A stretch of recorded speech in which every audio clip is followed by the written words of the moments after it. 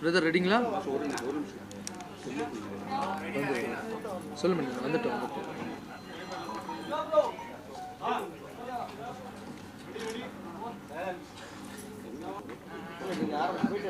அப்படிங்களா?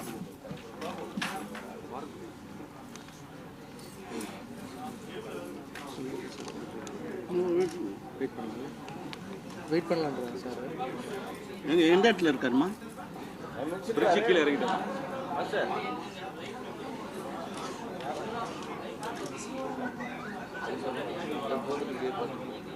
2 minutes ஒன்றும் தப்பு இல்லை. நேற்று எல்லாம் அவ்வளோ கஷ்டப்பட்டு பேசி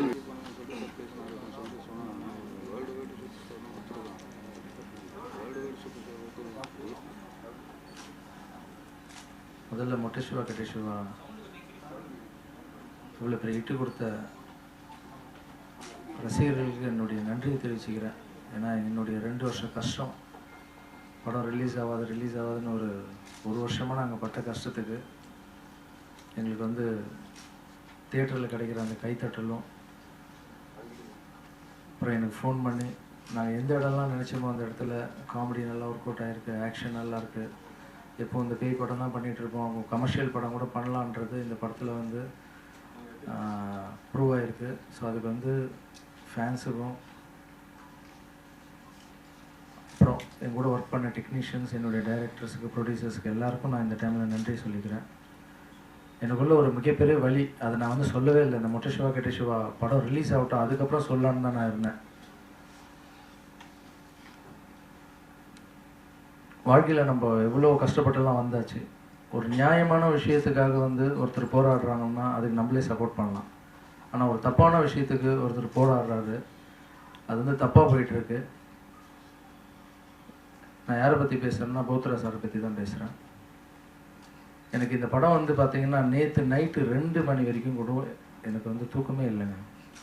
நேற்று 12 மணி வரைக்கும் கூட எங்களுக்கு பிரச்சனை மேலே பிரச்சனை தான். படம் ரிலீஸ் ஆகும்னு சொல்லி ரிசர்வேஷன்லாம் போட்ட அப்புறம் கூட எங்களுக்கு ப்ராப்ளம் பண்ணுறாங்க.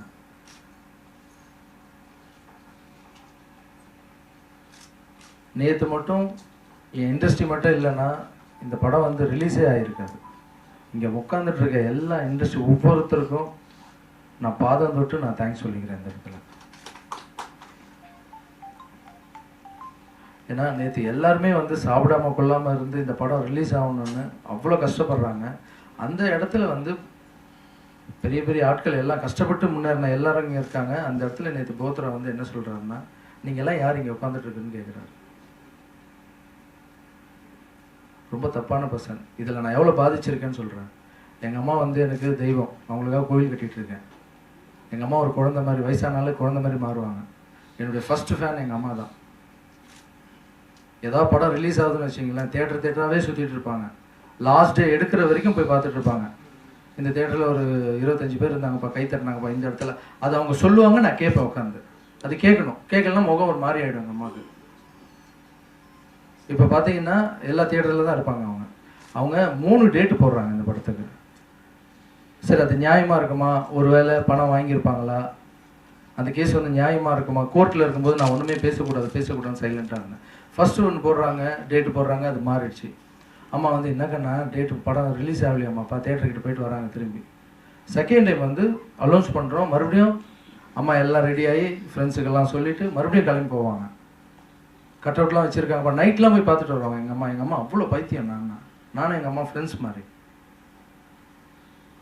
செகண்ட் டைம் போய் பார்த்துட்டு வந்தாங்க. பார்த்தா மறுநாள் காலையில் படம் ரிலீஸ் ஆகல, அழ ஸ்டார்ட் பண்ணாங்கம்மா. அழாதீங்கம்மா, சொல்கிறது கேளுங்கம்மா, படம் ரிலீஸ் ஆகிடுமா. எவ்வளோ சொன்னாலும் குழந்த மாதிரி அழுது அவங்கள நைட்டு மூச்சு திணறல் ஏற்பட்டு எங்கள் அம்மாவை நான் ஹாஸ்பிட்டலில் அட்மிட் பண்ணேன்.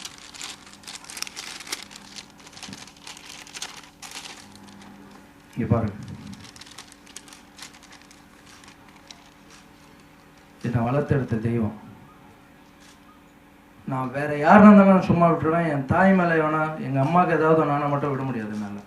நான் பாட்டுன்னு என் வேலை, என் குழந்தைங்க ஸ்கூல் படிக்க வைக்கிறது, கோவில், இப்படின்னு நான் பாட்டு சைலண்ட்டாக என் வேலையை பண்ணிட்டு போயிட்டு இருக்கேன். என்ன யாருன்னா சீன்னான்னு வச்சுக்கலாம், நான் விட மாட்டேன்.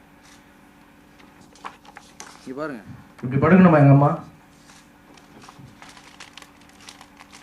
இந்த தாய்க்காக நான் கோவில் கட்டிட்டு இருக்கேன். யாரோ ஒருத்தர் போத்ரா யாருக்கு என் படத்தை தடுக்கிறதுக்கு? சரி, நியாயமான கேஸாக இருக்குன்னா வச்சுங்க, ஓகே.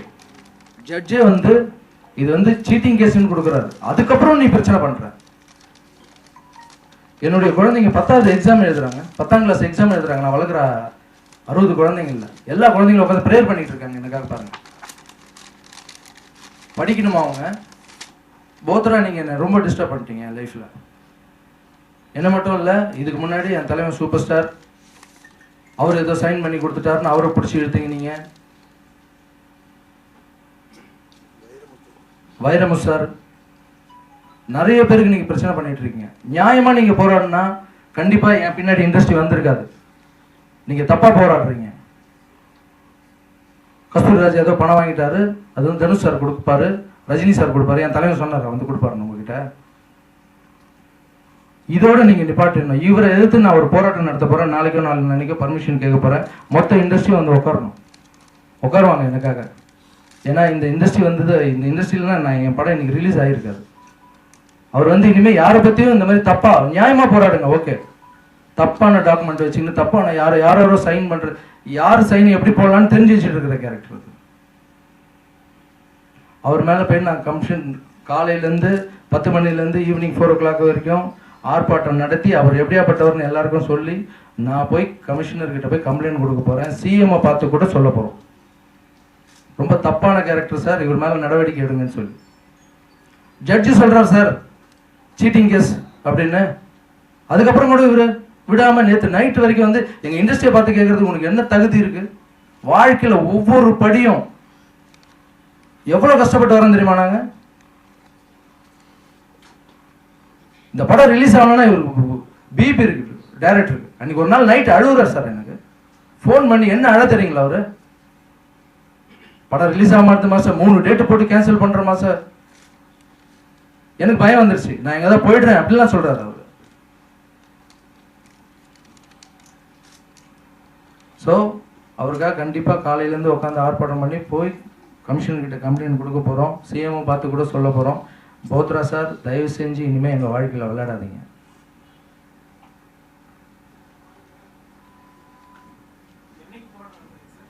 பர்மிஷன் இன்னைக்கு போய் இன்னைக்கோ நாளைக்கோ கேட்டு நான் இமீடியட்டா போராட்டம் பண்ணுவேன் சார். நான்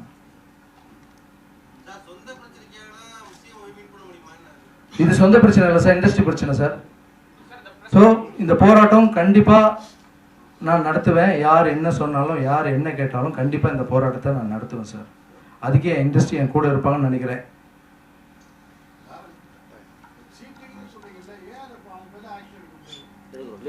லீகலா பண்ணிட்டு இருக்கேன் சார். சார் நான் மட்டும் பேசினா தப்பா இருக்கும், என் இண்டஸ்ட்ரி ஆளுங்க பேசுவாங்க. எனக்கு நேற்று நைட்டோட பிரச்சனை முடிஞ்சிருச்சு சார். நான் நிஜமாக நேற்றுலாம் தூங்கலை, காலையில் படம் வர வரைக்கும் தூங்கலை. நான் நிஜமாக போய் படுத்துருக்கலாம் வீட்டில். இப்போ நான் பண்ணுற இப்போ நான் இங்கே வந்து இந்த மீட்டிங் வந்து என் படத்துக்காக இல்லை, என் படம் ரிலீஸ் ஆகிடுச்சு.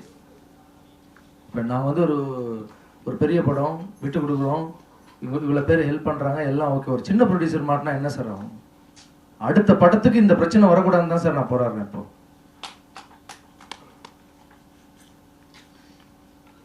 ஸோ இதுக்கு வந்து வேற எந்த காரணமும் இல்லை. ஒரு சில கேள்விகள்லாம் மனசுக்கு ரொம்ப வலிக்குது, பட் பரவாயில்ல, கேள்விகள் வரதான் செய்யும், பரவாயில்ல. நான் எவ்வளோ ஃபேஸ் பண்ணிட்டேன், இதுவும் ஃபேஸ் பண்ணுறேன். அதுக்கப்புறம் இன்னொரு விஷயம் கூட சொல்லணும், ரொம்ப சந்தோஷமான விஷயம் தான். நான் எங்கள் டைரக்டரை பற்றி, டைரக்டர் இவ்வளோ பெரிய எனக்கு ஹிட்டு கொடுத்ததுக்கு ரொம்ப நன்றி. இமீடியட்டாக அவர் கூட ஒரு படம் பண்ணேன்னா அவர் எனக்கு ஒரு 3 மாதமாக சொல்லிட்டு இருக்காரு. 3 மாதமாக சொல்லிட்டு இருக்காரு, நான் உங்களுக்கு ஷாக் கொடுக்க போகிறேன்னு சொல்லியிருந்தாரு.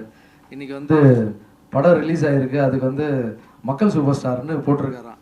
மக்கள் சூப்பர் ஸ்டார் அப்படின்னு போட்டிருக்காராம். அந்த இல்லை, சூப்பர் ஸ்டார்ன்றது ஒரே ஒரு சூப்பர் ஸ்டார் என் தலைக்கு மட்டும்தான்.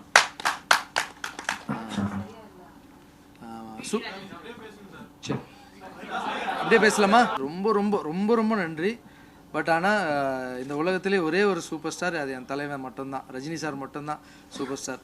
ஸோ வேறு சூப்பர் ஸ்டார் நானே ஒத்துக்க மாட்டோம். ஸோ அதால் எனக்கு வந்து எப்போவுமே வந்து அவரை பார்த்து வளர்ந்துருக்கேன் நான். அவர் தான் வந்து என்னுடைய குருன்னு கூட சொல்லுவேன். நான் ராகவேந்திர சாமியை பார்த்ததில்லை, அவர் தான் வந்து இண்டஸ்ட்ரி கூப்பிட்டு வந்து இப்போ இந்த இடத்துல உட்காந்து பேசுகிறேன்னா அதுக்கு ரஜினி சார் ஒரு முக்கியமான காரணம். ஸோ ஒரே ஒரு ஸ்டார், சூப்பர் ஸ்டார், அது என் தலைவன் மட்டும்தான். அந்த அன்புக்கு நன்றி. பட்டு இது மாதிரி ஒரு படத்துலையும் ஒருத்தரும் ஏதோ வைக்கணும்னு ஆசைப்படுவாங்க. அதுக்காக எனக்கு வந்து எந்த பட்டமும் எதுவும் வேணாம். எனக்கு வந்து எங்கள் அம்மா தான் வந்து எனக்கு எங்கள் அம்மாவுடைய பேரை விட எனக்கு பெரிய பட்டம் இந்த உலகத்தில் வேறு எதுவுமே இல்லை. வேறு யாரும் எந்த பட்டமும் விற்கக்கூடாதுன்னு சொல்கிறதுக்காக எங்கள் அம்மா பேர் கண்மணி ராகவேந்திரா லாரன்ஸ்ன்னு தான் நான் இனிமேல் எல்லாத்துலேயும் போடுவேன். அதை ஷார்ட் ஃபார்ம் பண்ணி கே ராகவா லாரன்ஸ்ன்னு நான் போடுவேன். ஸோ எங்கள் அம்மாவுடைய பட்டம் மட்டும் எனக்கு போதும், வேறு எந்த பட்டமும் எனக்கு தேவையில்லை. இந்த படத்தை இட்டு கொடுத்த என்னுடைய டைரக்டருக்கு மறுபடியும் தேங்க்ஸ் சொல்கிறேன். அவர் கூட இம்மீடியட்டாக படம் பண்ணணும்னு ஆசை. அதே மாதிரி இந்த படத்துக்கு உழைச்ச சிவா சாருக்கும் இந்த இடத்துல ரொம்ப தேங்க்ஸ்ண்ணே. இந்த நன்றியை மறக்க மாட்டேன். நன்றி வந்து சொல்கிறது இல்லை, செஞ்சு காமிப்பேன் நான். அதுக்கப்புறம் இந்த படத்துக்காக நேற்றுலேருந்து ஒர்க் பண்ண எல்லா பெரியவங்களும் எல்லாருக்கும் என்னுடைய மிக நன்றி சார். ஏன்னா நீங்களாம் வரலன்னா, இண்டஸ்ட்ரி வரலன்னா என் படம் ரிலீஸ் ஆகிருக்காது. நாளைக்கு நான் இந்த போராட்டம் நடத்துறதுக்கு காரணம் கூட இண்டஸ்ட்ரிக்கு இனிமேல் இந்த மாதிரி பிரச்சனை எதுவும் வந்துடக்கூடாதுன்றதுக்காக தான். உங்கள் எல்லாருக்கும் நன்றி. அப்புறம் இங்கே நிறைய பேர் நம்ம சௌத்ரி சார், அப்புறம் கல்யாண் சார், அவங்கெல்லாம் கூட வரல, அருள்பதி சார், அவங்க எல்லாருக்கும் கூட என்னுடைய நன்றியை தெரிவிச்சுக்கிறேன்.